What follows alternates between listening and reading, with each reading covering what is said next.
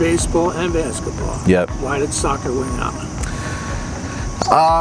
Naturally, it was just easier for me, I guess. I just was more talented in it. My first love was basketball. I love basketball, but at 5'8", I knew my future was probably not going to be what I had hoped, and I just kept excelling at soccer and kept opening up more and more doors for me, and so I just kept walking through and having success, and so that's why I went that path. I actually wanted to be a sports agent in college. And then when they said, well, most go to law school because you're dealing with contracts and things like that, I said, I don't know if I got that in me of doing law school, so I went into coaching instead. So, but definitely want to stay within sports and in the game. What do you like about coaching? Watching these guys have success.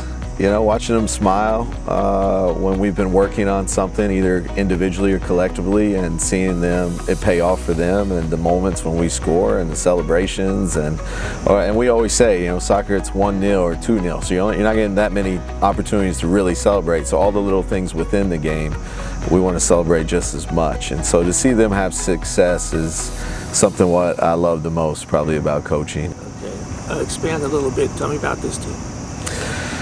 I love these guys. I think we just sort of built very well.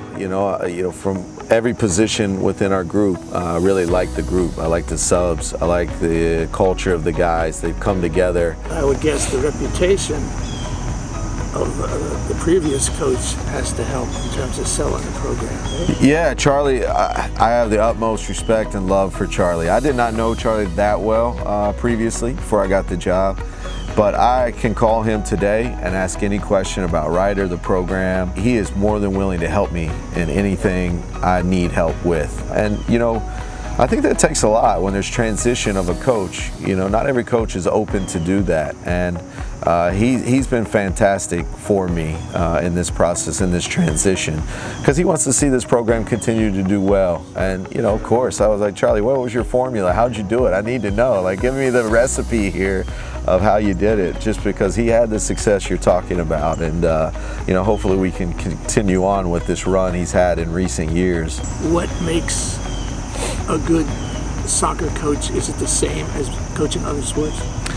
Yeah, I think it starts with relationships, man management, being able to connect with guys to get the most out of them. These guys have to know that I have a special connection with each of them in order to help them get better. Obviously, I have to have a background in soccer to teach them, to get them better, but it really starts with relationships. So this is one of our parts of our core values and philosophy is whether it be locker room, player to player, tight-knit relationships, or coach to player, we have to have a special relationship amongst each other in order to have success. So I make sure we do that. We always connect with our guys. We have individual meetings every 8 to 10 days. And the first 5-10 minutes is not even about soccer. It's just about house classes, house home, tell me about your family, how's everything going for you?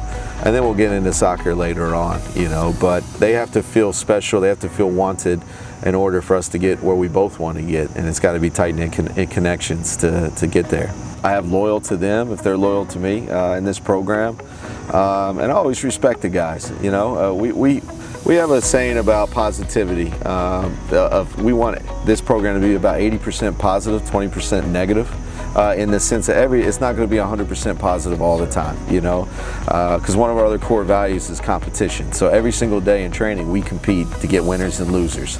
And if you're competing, sometimes your teammate kicks you and you're a little upset about that, right? And so we always say, yeah, there's room for 20%. If you need to jump onto a brother about it, that's okay. But we have to have 80% positivity and encouragement. And they know they'll get that from me as well.